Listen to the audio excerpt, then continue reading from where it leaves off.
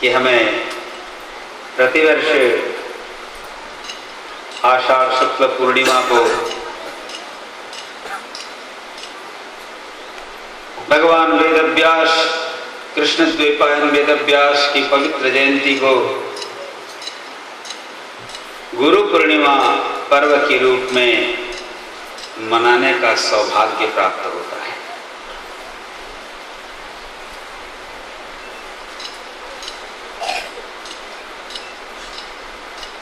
भारतवर्ष में जयंती मनाने की परंपरा अत्यंत प्राचीन परंपरा है।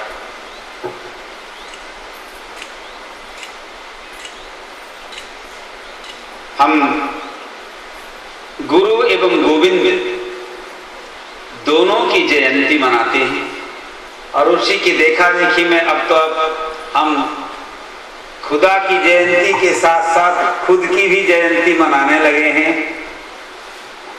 आजकल देखने को मिलता है साधारण व्यक्तियों की भी जयंती, जन्मदिन को जयंती मन के रूप में मना लेते हैं, मगर यथार्थ में जयंती तो भगवान की मनाई जानी चाहिए, गुरु की मनाई जानी चाहिए।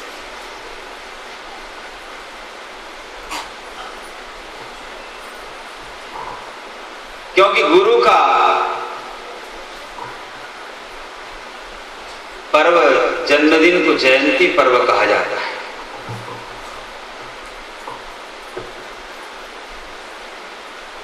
जो इस जीवन में और जगत में विजय प्राप्त कर लेते हैं वही यथार्थ में जयंती के हकदार होते हैं।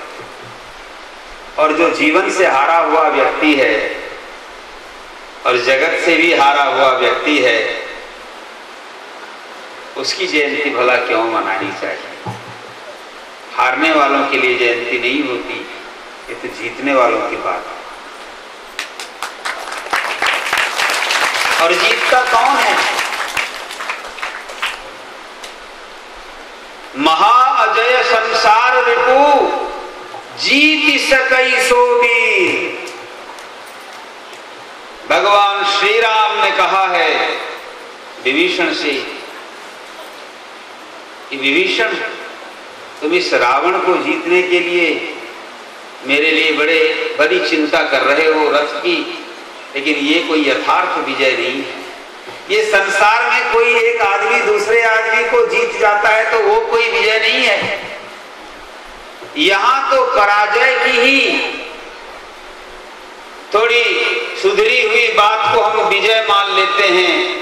यहाँ विजय का कोई मूल्य नहीं है और पराजय का भी कोई मूल्य नहीं है, क्योंकि ये संसार में तो जीतने वाला भी मर रहा है और हारने वाला भी मर रहा है। सब के सब हारे हुए हैं मृत्यु के सामने, यमराज के सामने सब हारे हुए हैं। अगर जीतना है तो मृत्यु को जीतो और मृत्यु लोक को जीतो। और मृत्यु को जीता कैसे जा सकता है? उसके लिए दो ही उपाय बताया गया है। शिष्य ने पूछा जगत गुरु से, जगत गुरु शंकराचार्य ने बहुत ही सुंदर इसका उपाय बताया है। शिष्य पूछता है कि हे गुरु, अपार संसार समुद्र मध्य संवज्जितम में शरणम किमस्ति। हे गुरुदेव, इस अपार संसार सागर में, संसार सागर, संसार को सागर तो कहा गया लेकिन अपार कहा गया। दुनिया में जो सागर आप देख रहे हो, हिंद महासागर, अरब महासागर, अटलांटिक महासागर, ये महासागर जरूर हैं मगर ये अपार नहीं है।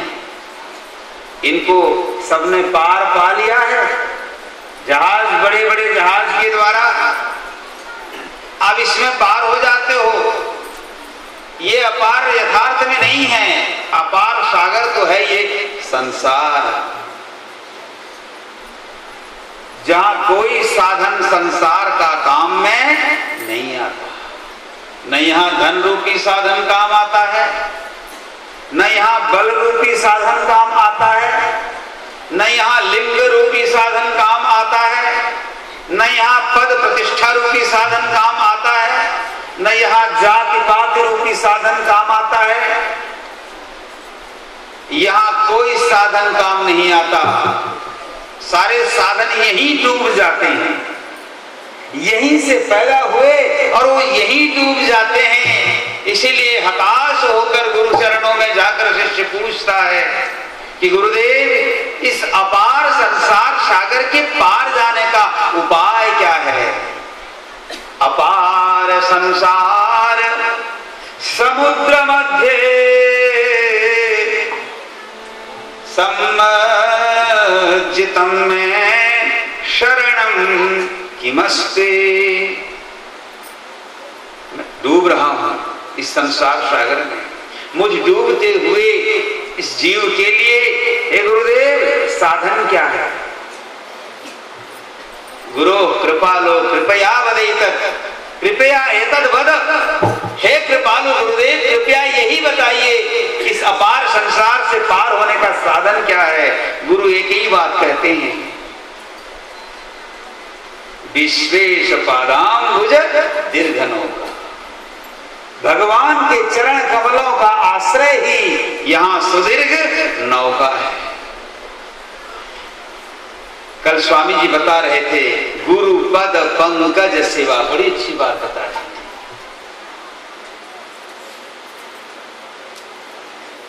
भगवान के चरण कमल का आश्रय जो इस संसार से हार जाते हैं, जो डूबने को हैं, उनको केवल एकमात्र भगवान का विश्वेश पादाम्बुज दीर्घ नौका, भगवान का चरण कमल रूपी नाव ही उद्धार कर सकता है। ऐसे भी कहावत है, हारे को हरि नाम। जो ये संसार में हार जाता है ना, उसका सहारा केवल हरि का नाम है, भगवान का नाम है।